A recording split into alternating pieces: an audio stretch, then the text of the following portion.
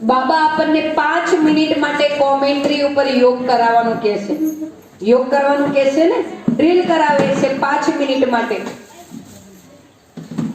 અને આપણે જ્યારે બાબાની પધરામણીની કેસેટો જોઈએ છીએ, જોવો છો ને બધા દર 15 દિવસે બાબા આવે છે. તો જેમ ગઈ ફેરા બાબા આયા હતા, તો બાબાએ ચાલુ મુરલીમાં બધાને ડ્રીલ કરાવી હતી, 5 મિનિટ અભ્યાસ કરાયો તો. હવે જ્ઞાનમાં આપણે લોકો 20, 25, 30 વર્ષ, 35, 40 વર્ષથી ચાલો છો, પણ તમે જોજો ખાસ પહેલા આટલી બધી વાર બાબા યોગને મહત્વ નતા આપતા, એટલું બધું આપણને ડ્રીલ અભ્યાસ નતા કરાવતા. પણ હમણાં છેલ્લા થોડા સમયથી એક પણ મુરલી એવી નથી હોતી કે જે બાબાએ આપણને 2 મિનિટ માટે, 5 મિનિટ માટે સાયલેન્સમાં બેસવાનું ન કીધું હોય. દરેક મુરલીમાં આવે. એનો અર્થ શું થયો કે અંતિમ સમય સમીપ આવી રહ્યો છે, એની આ નિશાની છે. ખ્યાલ આવ્યો? અંતિમ સમય સમીપ નજીક આવી રહ્યો છે, એટલે બાબા આપણને અભ્યાસ કરાઈ અને પાક્કા કરાવે છે.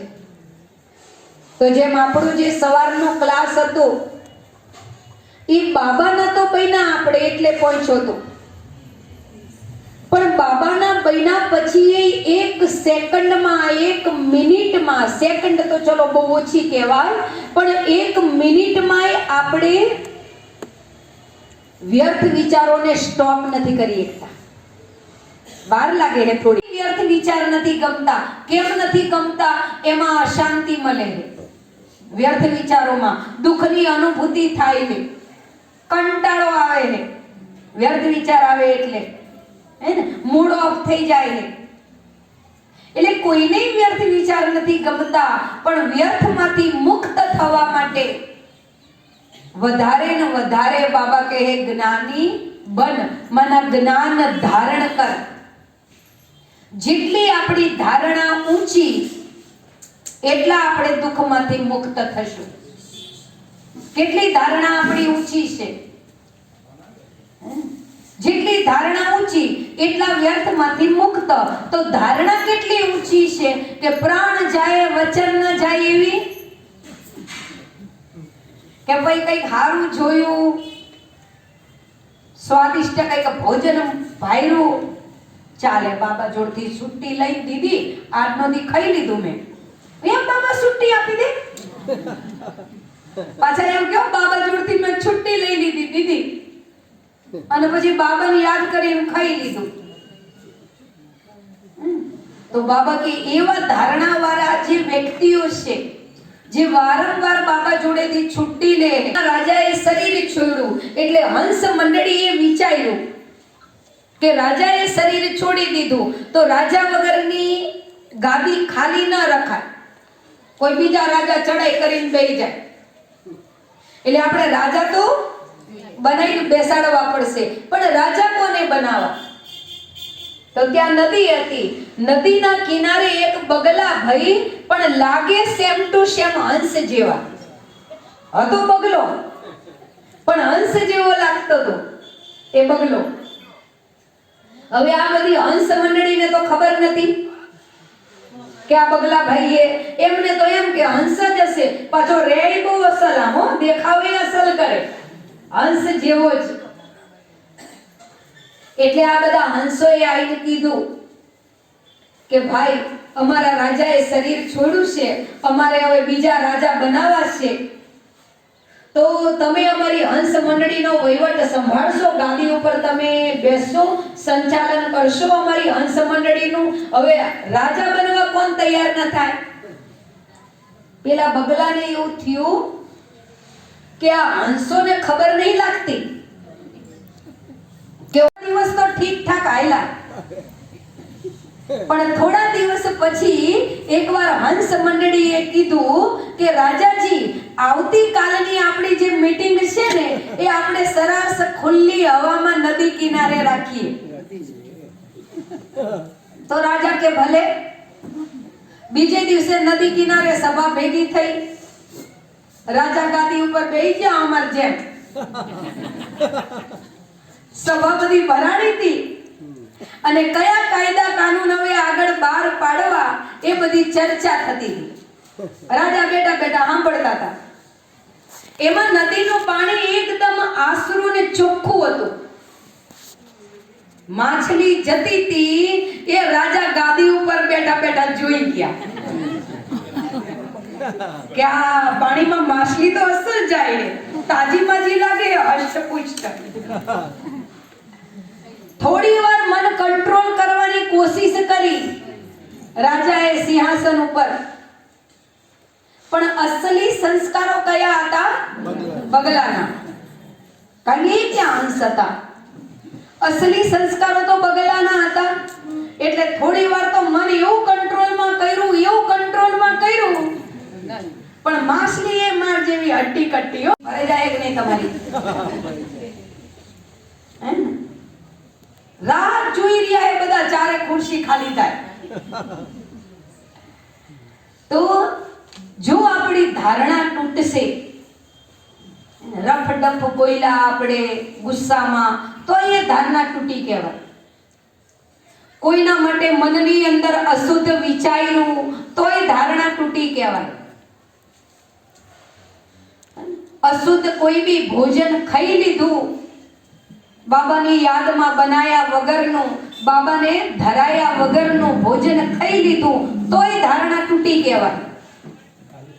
અને ધારણા તૂટી એનો મતલબ આપણે સતયુગમાં રાજા બનીશું નહીં. એક માછલી ખાવા ગયા તો બગલા ભાઈની ગાદી ગઈ, નકર બગલો હતો તોય રાજા નહીં. પરફેક્ટ જોઈએ તો જ એ મૂર્તિની પ્રતિષ્ઠા થાય. અને એ માટે થઈને તમે જોજો, જ્યારે મંદિરની મૂર્તિઓ લાવવામાં આવે ને ત્યારે સેવકો એને બહુ હાચવે.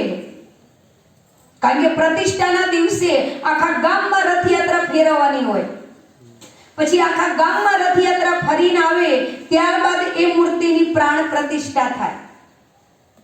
એટલે સતત સેવકો ધ્યાન આપે હે ભક્તો કે મૂર્તિ આડી અવડી ક્યાંય ભટકાય નહીં. ઉતારતી વેરાએ, ચડાવતી વેરાએ, ટ્રેક્ટરમાં રાખતી વેરાએ કેમ એટલું બધું ધ્યાન આપે હે? ખંડિત ના થાય. માની લો કે મૂર્તિ સહેજ પણ ખંડિત થઈ તો પછી સિંહાસન ઉપર મૂકીને એની પ્રાણ પ્રતિષ્ઠા થાય. બોલવાની ભાષા સારી કરી દીધી, હાથ પગથી કાર્ય વ્યવહાર સારો કરી દીધો, પણ એક થોડીક મજાહીમાં આવે સાંભળવાનું. અને એમાં હારી વાત તો ના ગમે હો. જો ઘટોસણ વાળા દીધું તો હુઈ જાત હમણાં. કારણ કે એ બિચારા અમારે ને યોગી હે, શાંતિ પ્રિય આત્મા હે. એ શાંતિ તમને બાબાને યાદ કરો એવું શીખવાડે ને તો ભાઈ કે લાડવાન ઘેર જેવું લાડવાનો વાંક કાઢે બચારાનો.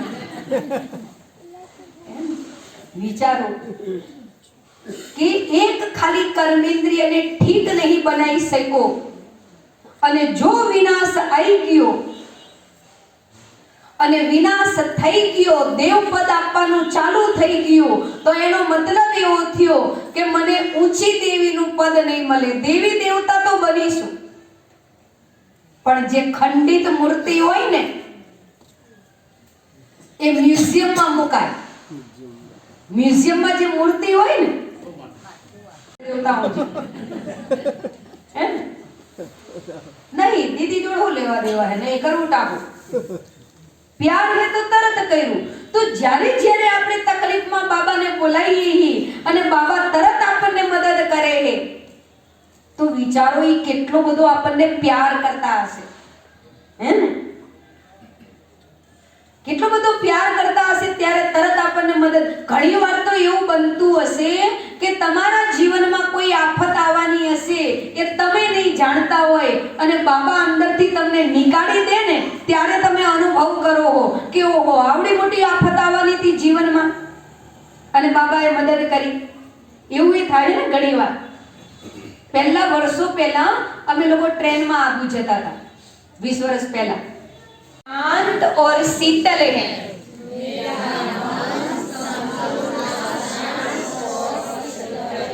मेरा मन संपूर्ण शांत और शीतल है।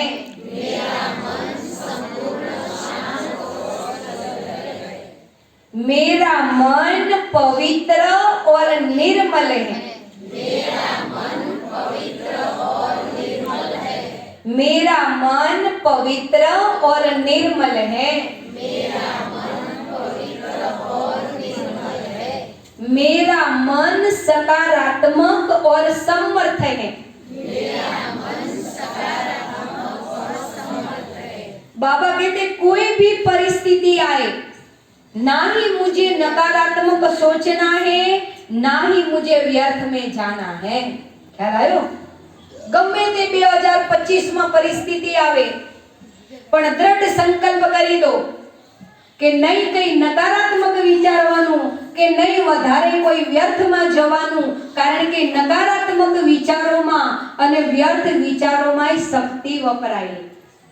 પણ બાબા કે પંડિત જેવો ન બનતો, નકરો પોપટ જેવો ન બનતો। પોપટ આખો દી ગાળો જ બોલ બોલ કરે। પેલા શેઠ